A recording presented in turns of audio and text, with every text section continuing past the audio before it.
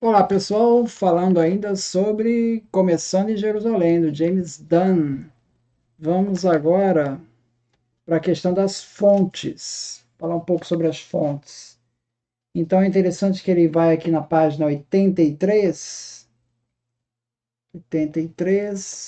ele cita o depoimento de Sulpício Severo sobre o cerco de Jerusalém.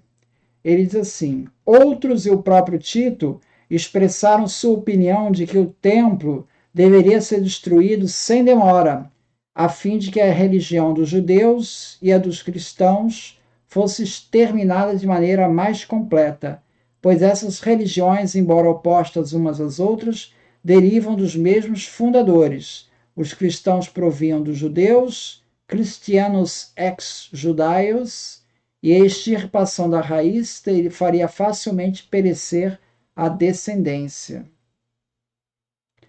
Se o comentário remonta a Tácito, vale ressaltar que ele atribui a Tito, no ano 70, a opinião de que judeus e cristãos formavam uma religião única e que a destruição do Templo de Jerusalém apressaria seu extermínio. Aqui os cristãos ainda são entendidos como parte da religião judaica. Então, esse testemunho aqui do Sulpício Severo, né, ele derruba totalmente a tese da multiversal flaviana, porque ele diz aqui claramente que o cristianismo vem do judaísmo. E que ali, naquele momento, ali nos anos 70, não era possível diferenciar uma da outra. E que Tito, na verdade, ele tinha em mente destruir os dois. Ele entendia que o cristianismo era raiz derivado do judaísmo. Né? Outra questão sobre a origem da igreja em Roma, né? Ele comenta a passagem, né, que está em Atos dos Apóstolos 18:2, que fala de um casal vindo de Roma ali, Priscila e Áquila, que são expulsos de Roma. Existe a questão de uma expulsão de judeus em Roma, na época de Cláudio, ali por volta de 49, e é possível que seja essa a expulsão. Então, se for de fato de 49, isso significa que podemos traçar os primórdios do cristianismo em Roma antes de 49, então já em meados dos anos 40, ou seja, apenas 15 anos após a morte de Jesus.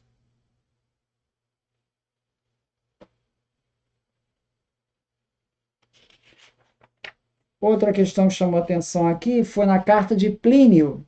Na carta de Plínio, ele se refere ao que os cristãos se reuniam ao amanhecer de um certo dia para cantar uma canção com respostas a Cristo como um Deus. Então, interessante é que aqui já está vendo os cristãos vendo Cristo como um Deus.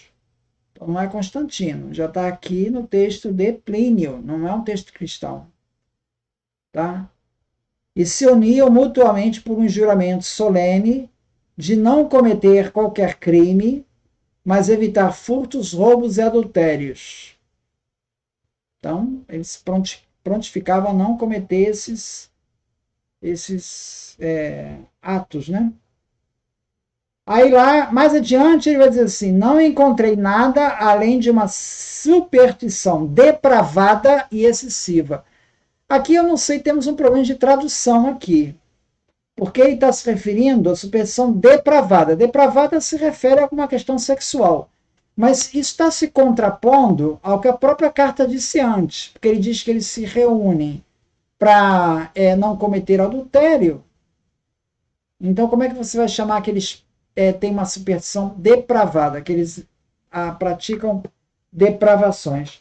Aqui, nesse livro daqui do Gilberto Angelosi, na página 120, ele vai chamar de superstição insensata e exagerada. Então ele já não usa o termo depravada. No latim, vai aparecer superstitionem pravam et immodicam. Tá?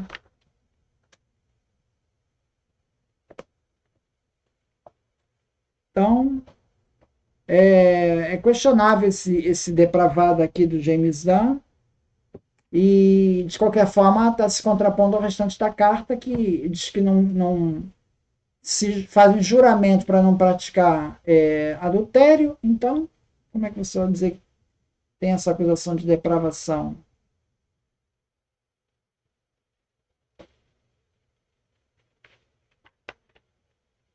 Aqui o Cassius Dio, ainda na questão das fontes, ele fala do Flávio Clemente, da Flávia Domitila, que o Flávio Clemente foi morto, a Domitila foi exilada por acusações de judaísmo.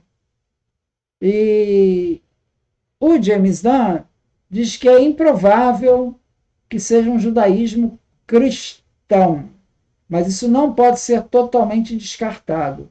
Embora a mensagem cristã não fosse claramente distinta do judaísmo histórico, ele compartilhava a atração da antiga linhagem do judaísmo.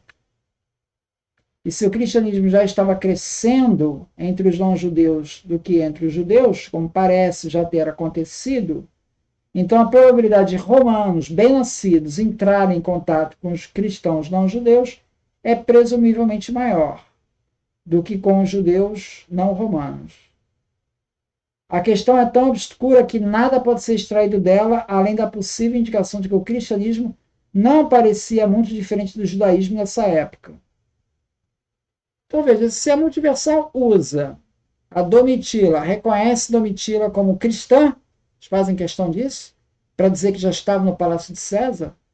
Então aqui nós temos aqui um claro evidência que Dion Cássio ele não consegue distinguir cristianismo do judaísmo.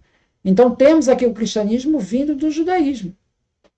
Então não dá dizer as mesmas coisas, entendeu? Você não dá para dizer que Domitila é cristã com base no texto de Dion Cássio. Então você tem que admitir que cristianismo e judaísmo eles são muito similares nessa época, não conseguem nem distinguir um do outro. Em suma, o historiador que não tivesse acesso às fontes cristãs teria que se contentar com informações mínimas sobre o primórdio do cristianismo. Ao mesmo tempo, as fontes que existem atestam certamente um movimento identificável por referência a um Christus ou Crestus, que se originou na Judéia, lá do Suetônio, né? Que era um ramo da religião dos judeus. Tá? Ele vai falar também, aqui na página 96, sobre Lucas. Há um consenso quase universal de que os textos de Lucas devem receber o rótulo de história, em pelo menos algum sentido. Tá?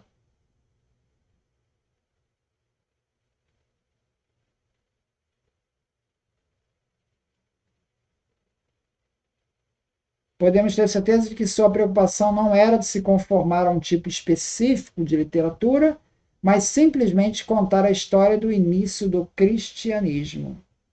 E aí é o texto de Atos dos Apóstolos, né?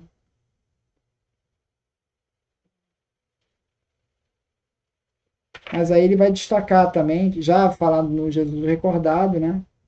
E pensar as fontes apenas como escritas, ou na dependência de um escritor de relatos orais, como se elas fossem copiadas, ou seja, um paradigma literário, é uma falha, porque isso ignora a tradição oral, que era o principal veículo de transmissão de comunicação. Não era o texto literário. Tá? Então, isso tem que ser devidamente levado em conta. Então é isso. Muito obrigado, então.